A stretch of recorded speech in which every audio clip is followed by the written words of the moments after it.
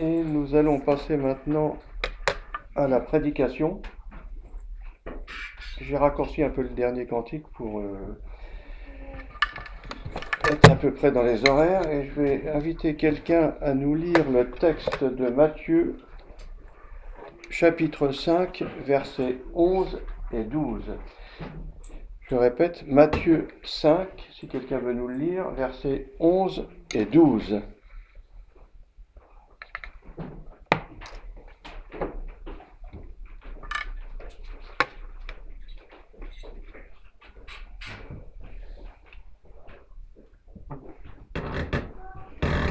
Matthieu chapitre 5, versets 11 à 12. Heureux serez-vous lorsqu'on vous outragera, qu'on vous persécutera et qu'on dira faussement de vous toutes sortes de mal à cause de moi. Réjouissez-vous et soyez dans l'allégresse, parce que votre récompense sera grande dans les cieux, car c'est ainsi qu'on a persécuté les prophètes qui ont été avant vous. Amen. Merci.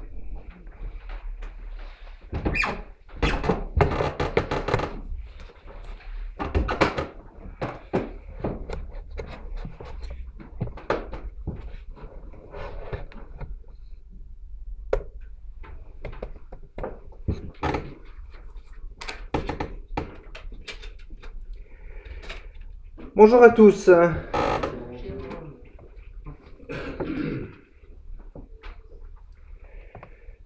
Les années 1814 et 1820 sont des moments de persécution intense pour la France protestante, avec très peu d'interruptions depuis la révocation de l'édit de Nantes par Louis XIV, jusqu'à une très courte période précédant le début de la fin de la Révolution française. Derrière ton ordinateur.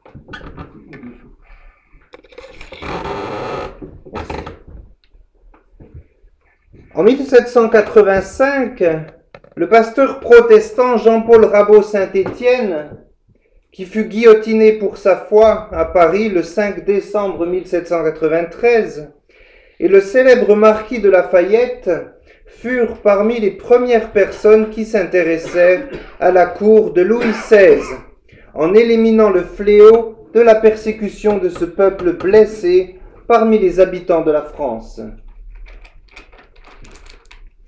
Telle était l'opposition des catholiques et des courtisans, et ce n'est que vers la fin de l'année 1790 que les protestants furent libérés de leurs frayeurs. Auparavant, les catholiques de Nîmes, en particulier, avaient pris les armes. Nîmes présenta aussi un spectacle effrayant. Des hommes armés couraient à travers la ville, tiraient des coins des rues et attaquaient tout ce qu'ils rencontraient avec des épées et des fourches. Toujours avec cette haine du protestant. Un homme appelé Astuc fut blessé et jeté dans l'aqueduc. Baudon tomba sous les coups répétés de baïonnettes et des sabres, et son corps également fut jeté à l'eau. Boucher, un jeune homme de 17 ans à peine, fut abattu alors qu'il regardait par la fenêtre. Puis 3 électeurs, personnes ayant participé à la Révolution française, furent blessés. Un grièvement, un autre électeur blessé n'échappa à la mort seulement qu'en déclarant à plusieurs reprises qu'il était catholique. Un troisième reçut 4 blessures au sabre et fut ramené chez lui terriblement mutilé. Les citoyens qui s'enfuirent furent arrêtés par les catholiques sur toutes les routes et obligés de donner des preuves de leur religion catholique avant qu'ils ne leur laissent la vie sauve. Monsieur et Madame Vogue étaient à leur maison de campagne quand les fanatiques entrèrent violemment, les massacrèrent et détruisirent leur demeure. Monsieur Blacher, un protestant âgé de 70 ans, fut coupé en morceaux avec une faucille. Le jeune Pierre, apportant la nourriture à son frère, fut interrogé, catholique ou protestant? Protestant, étant la réponse, un monstre tira sur le garçon et il tomba à terre. L'un des compagnons de l'assassin dit « Tu aurais aussi bien pu tuer un agneau !» Mais l'autre répondit « J'ai juré de tuer 4 protestants pour mon compte, et ceci compte pour 1. » Cependant, comme ces atrocités amenèrent les troupes à s'unir pour la défense du peuple, une terrible vengeance fut exercée contre le parti catholique qui avait utilisé des armes, ce qui, avec d'autres circonstances, notamment la tolérance exercée par Napoléon Bonaparte, les interrompit complètement dans leur massacre jusqu'à l'année suivante, en 1814, lorsque le retour inattendu de l'ancien gouvernement les réunit de nouveau autour des anciennes bannières. Le livre des martyrs de Fox, chapitre 22, persécution des protestants français de 1814 à 1820. Si vous me le demandez, je serai heureux de vous en faire parvenir une copie digitale que vous pouvez mettre dans votre ordinateur, une copie qui raconte l'un après l'autre et d'une façon incessante les diverses tortures et les martyrs qui donnèrent leur vie pour leur foi, qui furent brûlés, qui furent noyés ou découpés en morceaux par la faucille. Alors je m'excuse de commencer avec une introduction tellement graphique, mais il faut parfois l'avoir entendu ou bien l'avoir lu pour le croire. Cela fait à peine, nous venons de l'entendre, cela fait à peine 200 ans, et encore le livre nous dit moins que cela, que les protestants peuvent se réunir et former des églises sans être torturés, violentés, persécutés ou le plus souvent tués. Les chrétiens thaïlandais ont reçu la liberté religieuse avant les protestants français. Nous avons la mémoire courte, très courte. À l'époque où la liberté fut enfin donnée aux protestants de se réunir, les fidèles étaient avides. Les fidèles étaient avides enfin de pouvoir devenir membres visibles d'une église visible ou de se faire baptiser parce que enfin ils avaient la liberté de pouvoir obéir aux ordres du Christ librement.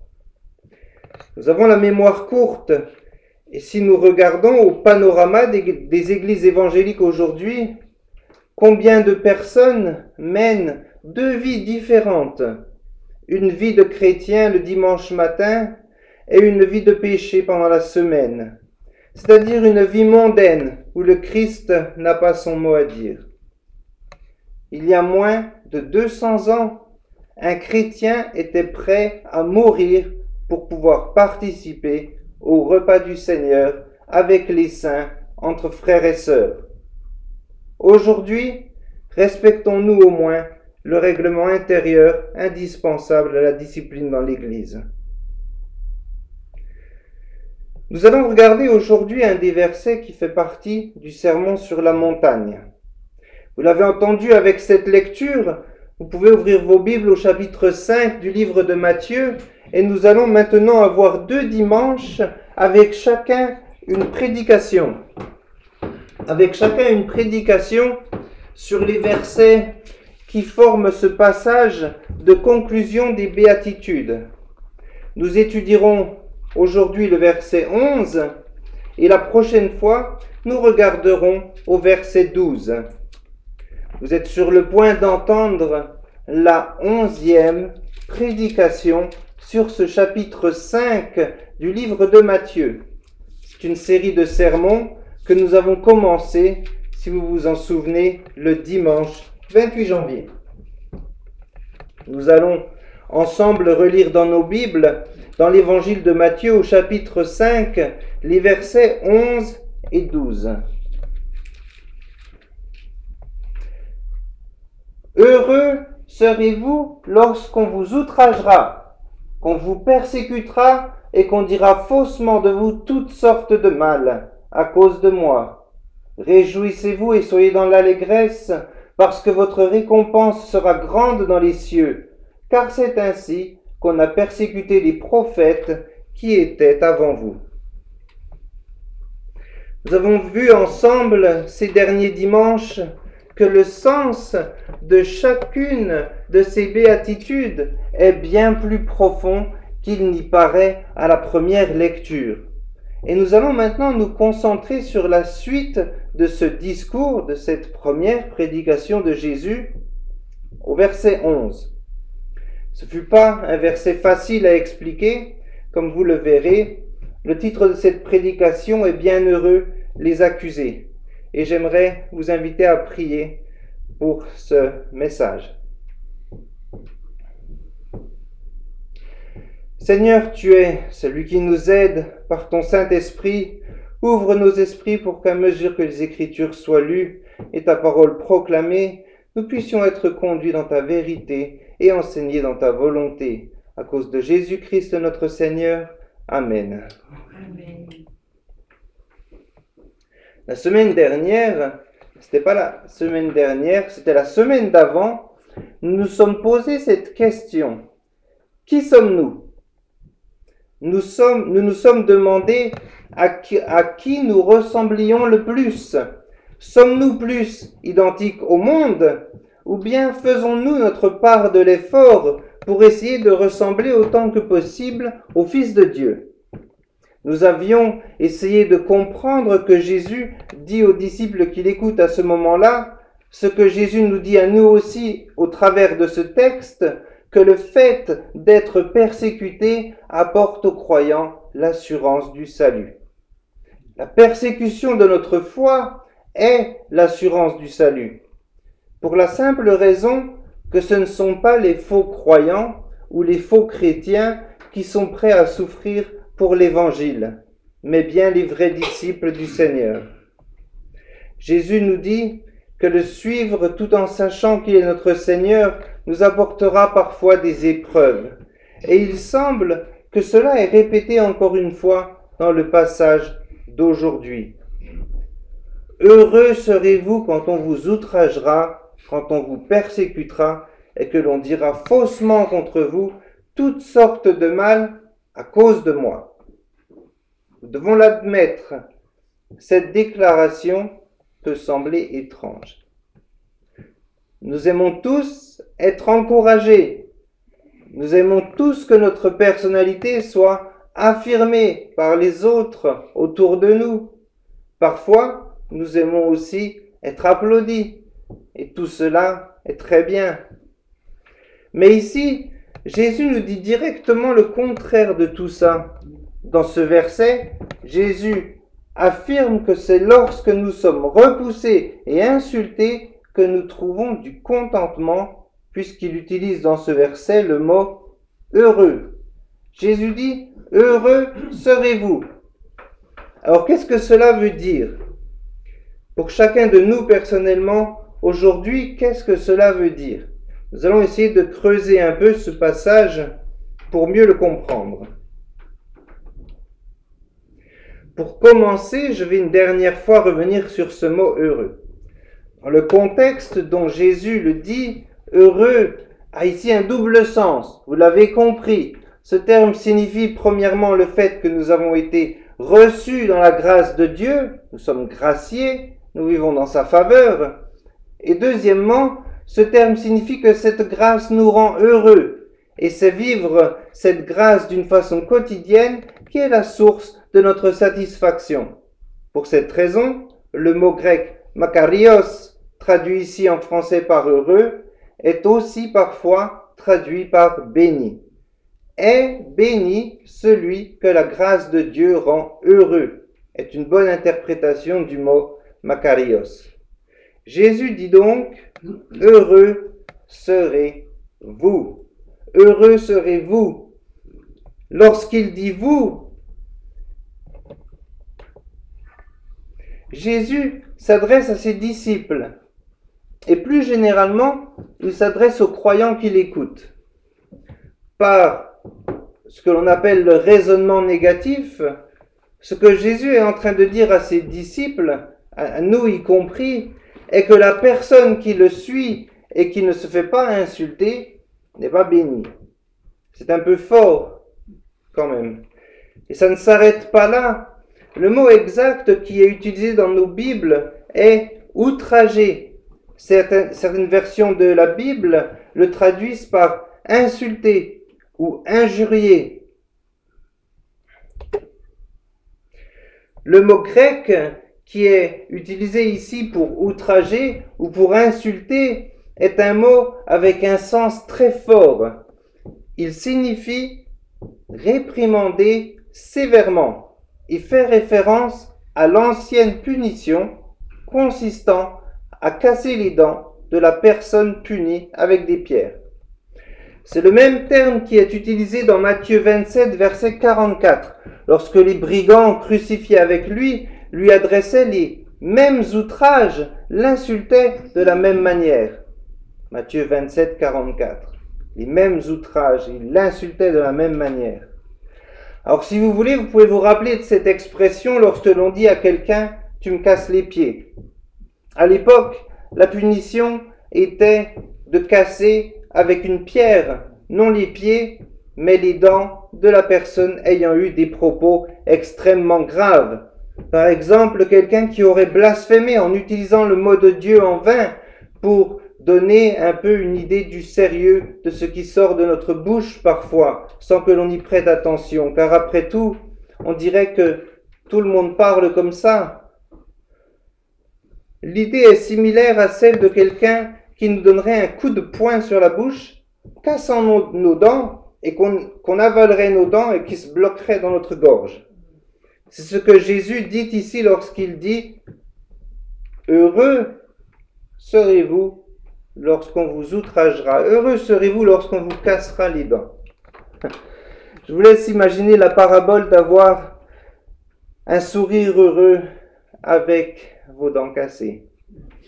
C'est une expression métaphorique pour dénigrer et discréditer l'objet de propos injurieux. C'est très important que l'on comprenne ici bien la fin de ce verset, que l'on comprenne aussi bien la fin que le début de ce verset. Jésus utilise cette forte expression nous disant d'être heureux lorsque l'on nous insultera, mais il est indispensable de reconnaître la raison de ces insultes. Elles sont à cause de lui, à cause de Jésus. Nous sommes outragés à cause du Christ, parce que nous devenons tellement identifiés au Seigneur Jésus-Christ.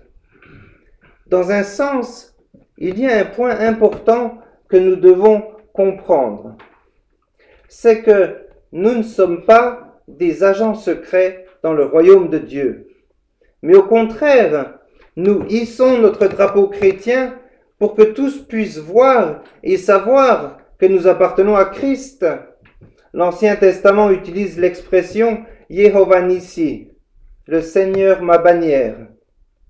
Nous professons notre foi et sommes des témoins du Christ. C'est à cause de ce témoignage que le monde est offensé et nous insulte. La raison de cette offense qui pousse le monde à cet outrage est car nous faisons savoir, par notre style de vie, par les valeurs qui nous sont chères, par ce que l'on dit, que nous sommes des témoins de Jésus. C'est ce témoignage chrétien qui appelle le monde à nous dénigrer et à répondre par la persécution. En effet, le verset dit « Heureux serez-vous quand les hommes vous insulteront et vous persécuteront. » Il s'agit d'une répétition de la 8e béatitude qui précède cette déclaration que nous lisons ce matin de Jésus. Heureux ceux qui sont persécutés pour la justice, car le royaume des cieux est à eux. Lorsque nous avons étudié la 8e béatitude, nous avions expliqué que l'étymologie du mot grec « persécuter » signifiait de chasser quelqu'un pour lui faire du mal, de le chasser pour que cette personne soit coupée de toutes ses attaches familiales, amicales, sociales, etc.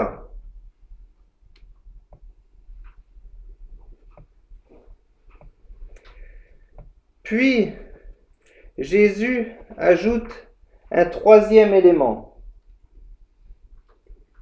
Il dit, lorsque l'on vous outragera, qu'on vous persécutera et qu'on dira faussement de vous toutes sortes de mal. Toutes sortes de mal. Cette expression, toutes sortes, nous présente une panoplie complète de sujets terribles que l'on puisse dire contre nous, des sujets de A à Z.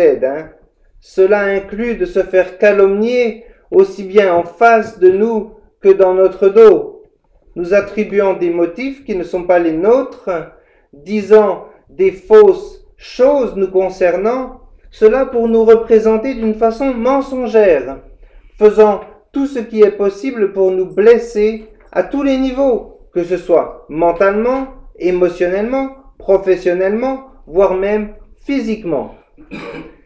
Cela est une violation du 8e commandement.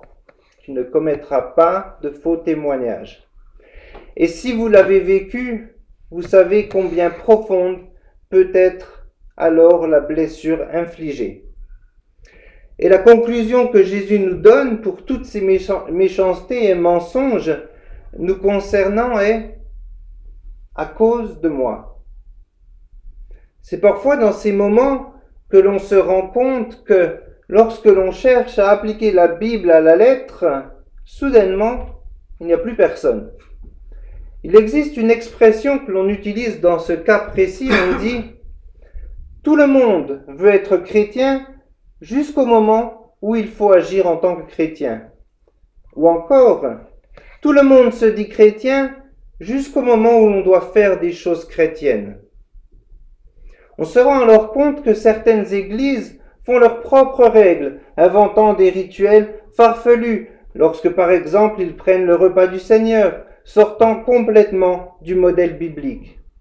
Et il y a des chrétiens aussi fonctionnant en électrons libres, refusant les confessions de foi historiques ou ne respectant pas les conseils et la discipline des anciens. Nous oublions parfois qu'il existe deux églises. L'Église invisible, dont tous les vrais croyants autour du monde font partie, et l'Église visible, qui doit être obéissante aux autorités que Dieu a placées au-dessus d'elle, aussi longtemps que ces autorités n'empêchent pas le culte chrétien. C'est l'apôtre Paul qui, dans ses épîtres, définit ce qu'est l'Église visible, qui est un témoignage visible dans les ténèbres de ce monde. Cette Église fonctionne avec des règles, car Dieu est un Dieu d'ordre, nous dit la Bible, et nous devons de suivre ces règles. Concernant notre passage d'aujourd'hui, Jésus dit que tout cela arrivera aux chrétiens, car nous vivons désormais pour lui, le Christ, ce Messie qui va assurément revenir bientôt. La façon dont nous vivons notre foi fait que l'on se démarque forcément de ce monde de ténèbres, comme des lumières brillantes pour le Christ. Et nous reparlerons de cela bientôt, le fait d'être une lumière. Mais lorsque l'on se fait insulter, persécuter et calomnier, ignorer ou que l'on se fasse discriminer, Jésus nous dit « Je suis avec toi et tu es béni ». Nous sommes heureux, car son Esprit Tout-Puissant est l'Esprit d'Emmanuel. C'est l'Esprit de celui qui est toujours à nos côtés. Rappelez-vous l'histoire d'Étienne, alors qu'il va se faire lapider à mort à la fin du 7e chapitre du livre des Actes. Au verset 55, Étienne regarde vers le ciel et voit le Seigneur Jésus-Christ s'étant levé de son trône de gloire, debout à la main droite du Père. L'idée que le Seigneur nous donne dans ce verset 11 de Matthieu 5 est que si nous sommes debout pour défendre le Christ dans ce monde, c'est-à-dire si notre foi est visible, lui aussi se tiendra debout pour nous défendre depuis le ciel. Ainsi, ce sermon est nommé « Bienheureux sont les accusés », car sont heureux ceux qui se font calomnier pour l'amour du Christ. Car Jésus est réellement, exceptionnellement proche de ses chers disciples qui se font agresser pour leur foi. Nous parlons aujourd'hui d'un sujet grave et beaucoup d'entre nous n'ont jamais fait l'expérience de souffrir pour leur foi autant que ce que l'on a décrit aujourd'hui. Car en France, nous avons la grâce de ne pas devoir nous cacher lorsque nous nous rassemblons. Et on peut se poser la question, finalement, est-ce que je suis aussi béni si je n'ai jamais ressenti si profondément d'avoir été insulté pour ma foi? Il est vrai qu'il y a un certain degré d'expérience, de joie et de bonheur dans le cœur de ceux qui sont réellement persécutés pour le Christ. Je pense et je suis certain que Dieu donne des forces miraculeuses aux chrétiens qui sont persécutés dans le monde. Je pense particulièrement aux martyrs chrétiens qui entrent au ciel dans la joie du Christ après une persécution et des douleurs intenses. Mais nous sommes tous, chaque croyant également, justifiés de la même manière devant Dieu. Il n'y a pas de niveau de réconciliation et nous sommes tous pardonnés de la même manière. Néanmoins, lorsque l'on parle de l'expérience dans ce monde, il y a cette capacité de connaître la joie du Seigneur Jésus. C'est une des choses que l'on peut lire dans 1 Pierre au chapitre 4, les versets 1 et 2. Et est-ce que quelqu'un voudrait bien lire ces versets avant de conclure ce message? 1 Pierre chapitre 4, versets 1 et 2, s'il vous plaît. Si quelqu'un se porte volontaire. 1 Pierre chapitre 4, versets 1 et 2. 1 Pierre chapitre 4, versets 1 et 2. Ainsi donc, Christ ayant souffert dans la chair, vous aussi armez-vous de la même pensée. Car celui qui a souffert dans la chair en a fini avec le péché, afin de vivre non plus selon les convoitises des hommes, mais selon la volonté de Dieu, pendant les temps qui lui restent à vivre dans la chair. Amen. Vous aussi, armez-vous de la même pensée du Christ, pendant le temps qu'il vous reste à souffrir dans la chair, pendant le temps qu'il vous reste à vivre. Ce verset parle de combien nous sommes prêts à souffrir pour le Christ.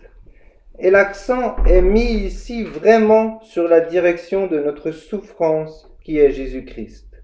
Nous disons combien nous pouvons nous réjouir dans cette souffrance, dans l'anticipation du Seigneur. Dans ceux qui désirent et attendent ce retour, il y a nos frères et sœurs qui sont blessés et insultés pour leur foi. Et nous voulons continuer à prier pour l'Église persécutée. Ces personnes vivent dans l'attente d'un autre monde et sont dans la joie d'avoir ce savoir qu'un jour ils seront complètement séparés de ce monde qui est plongé dans le mal. Ils vivent par ce désir et cet espoir du monde à venir. La foi de ceux qui font l'expérience de la persécution est testée et ce type d'avertissement de Jésus, tel que le verset 11 que nous lisons aujourd'hui, a plusieurs raisons d'être pour nous. La première est bien évidemment soit de nous encourager lorsque ces choses nous arrivent, soit de nous laisser savoir que ces choses peuvent nous arriver. Mais deuxièmement, il y a aussi un avertissement. Quelle sera notre réponse lorsque nous serons insultés à cause de notre foi, lorsque nous serons calomniés d'une façon mensongère, voire même si nous devenons un jour persécutés? Car, avant d'en finir, il y a quelque chose qui me trouble ici. Ce qui me trouble est que Jésus ne dit pas « si vous êtes persécutés », mais ce verset dit « heureux serez-vous quand on vous outragera ou lorsque l'on vous outragera ». Il semble donc que les attaques de personnes injustes sont inévitables pour le chrétien. Ces insultes, calomnies et persécutions ne semblent pas être juste une simple possibilité. Ne nous est-il jamais arrivé d'hésiter et de penser à 2 fois avant de déclarer que nous sommes chrétiens? C'est dans ces moments d'hésitation que nous remettons en question notre allégeance à Christ. Nous devons nous demander d'où nous vient cette hésitation et déclarer notre foi. Aurions-nous peur des conséquences? Nous savons que les ténèbres détestent la lumière et les hommes méchants détestent ceux qui incarnent les qualités décrites dans les béatitudes. Combien d'artisans de paix, ceux qui prêchent l'évangile de la paix du Christ, sont battus, emprisonnés et tués chaque jour? Beaucoup de chrétiens sont mal considérés parce qu'en recherchant la justice, ils rejettent la révolution morale qui prend place actuellement. À cause de la sainteté, nous rejetons cette culture de la mort qui prend place partout, dans les médias, en politique, dans la médecine, dans la société en général. Il faut le dire, les chrétiens sont des boulets qui ralentissent la destruction des valeurs chrétiennes. Et cela parce que nous appelons encore vrai ce qui est bon et mal ce qui est mauvais. Et pour cette raison, nous devenons les empêcheurs de tourner en rond de certaines personnes. Croyez-moi, paradoxalement, être l'objet d'une telle haine à cause de nos valeurs n'est pas la malédiction qu'on pourrait croire, c'est plutôt une grande bénédiction. Comme nous pouvons être opprimés lorsque l'on fait ce qui est juste, nous sommes alors assurés que le royaume des cieux est à nous. En conclusion, le verset de la Bible le plus connu est Jean 3,16, oui. Il est cependant regrettable que peu en connaissent le contexte. Demandez à quelqu'un de vous citer Jean 3,16 et après demandez-lui de vous citer Jean 3,17. 4 versets plus loin, l'apôtre Jean dit « Quiconque fait le mal est la lumière, et ne vient point à la lumière de peur que ses œuvres ne soient dévoilées. » Jean 3, 20. Le chrétien a le devoir d'être un phare, un repère moral dans la nuit qui est tombée sur le monde dans lequel nous vivons.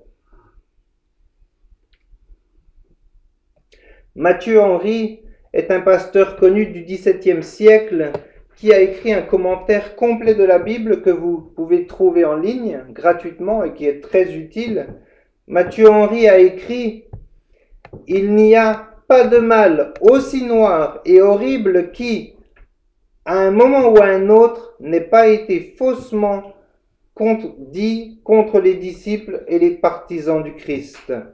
Réjouissez-vous et soyez dans l'allégresse si vous êtes calomniés pour avoir obéi à Jésus, car grande est votre récompense. » Et dans Matthieu 5 au verset 11, Jésus nous dit que nous sommes bénis lorsque nous sommes injuriés à cause de lui, développant ainsi la béatitude précédente du verset 10. Heureux ceux qui sont persécutés pour la justice, car le royaume des cieux est à eux. En faisant ainsi, Jésus établit un parallèle entre lui-même et la justice, offrant cette récompense bénie à ceux qui sont opprimés pour avoir fait le bien et ceux qui sont persécutés pour le servir. De toute évidence, Jésus s'assimile à la justice. Par conséquent, imiter Jésus, c'est pratiquer la justice. Comme l'apôtre Paul le dit lui-même, « Soyez mes imitateurs, comme je le suis moi-même du Christ. » Je vous invite à prier.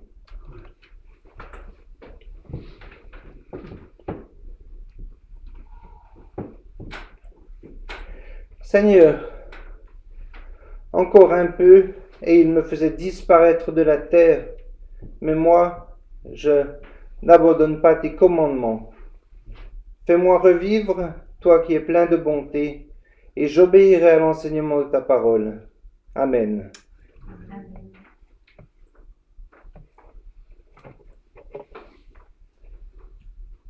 Je vous invite à chanter ce chant « Quand le vol de la tempête ».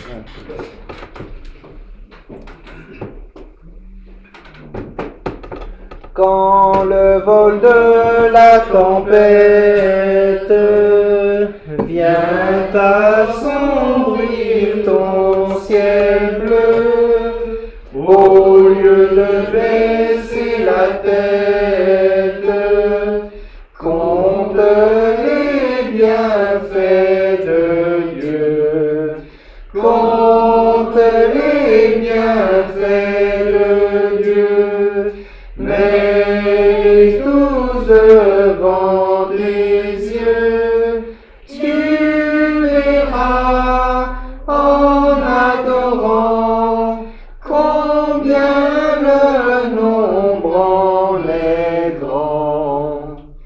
Quand sur la route glissante, tu chancelles sous ta proie, pense à cette main puissante qui t'a béni tant de fois.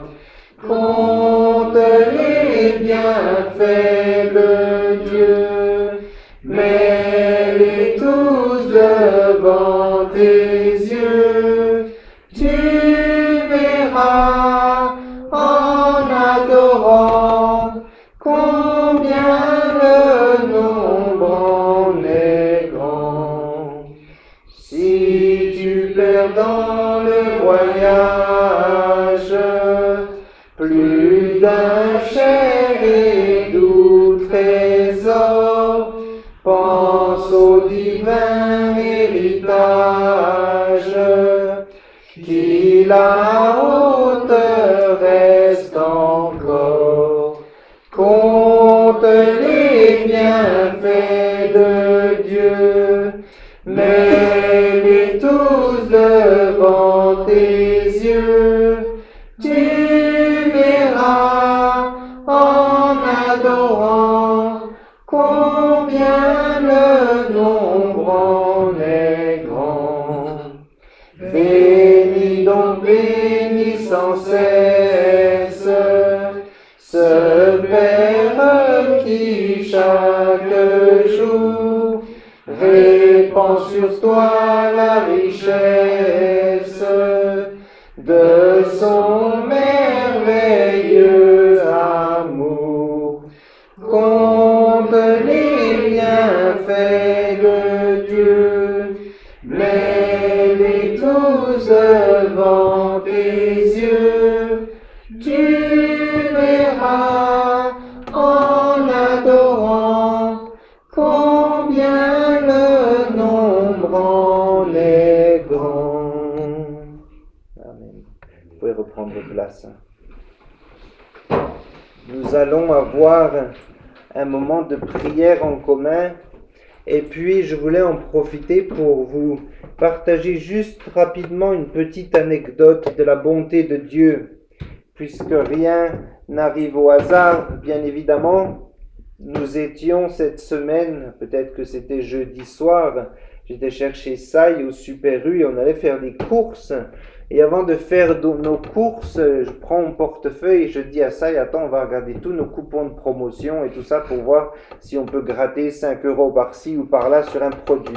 Alors, on a toujours un paquet de 25 petits trucs comme ça mélangés avec nos tickets de caisse. On commence à y sortir, à regarder, ça c'est bon, ça c'est périmé, ça c'est pas bon. Et puis, je vois une voiture reculer tout doucement tout doucement comme ça, je me dis c'est bien, je continue à regarder, bon ça c'est pour le chat, ça va. Et puis la voiture commence à taper dans notre chariot et à pousser le chariot vers nous. Et c'est là que je me rends compte qu'en fait la personne avait oublié de mettre son frein à main et qu'elle était garée dans l'allée d'en face et qu'elle reculait comme ça. Et donc j'ai tout de suite automatiquement retenu la voiture et je l'ai repoussée en avant pour l'éloigner un petit peu. Mais si on n'avait pas décidé à ce moment-là de regarder nos tickets de promotion, on serait revenu et on aurait très probablement eu une bonne bosse, je dirais, parce qu'elle arrivait pas très vite, mais elle arrivait quand même. Et donc voilà, si on n'avait pas regardé ces tickets, on aurait été embêté. C'est jamais plaisant ce genre de choses. La dame, la propriétaire de la voiture, était aussi extrêmement heureuse qu'on ait intervenu au bon moment. Et il n'y a pas de hasard. C'est tout à cause de Dieu, parce qu'on regarde jamais nos coupons avant, on les regarde toujours à la caisse. Et on reste 5 minutes à la caisse, et il y a les gens derrière, ils se disent, mais c'est bon, ils vont partir. Alors je me suis dit, on va le faire avant. Et puis voilà, ça nous a permis, par la grâce de Dieu, de protéger notre voiture. Nous allons donc prier ensemble, et je vous invite à donner vos sujets de supplication.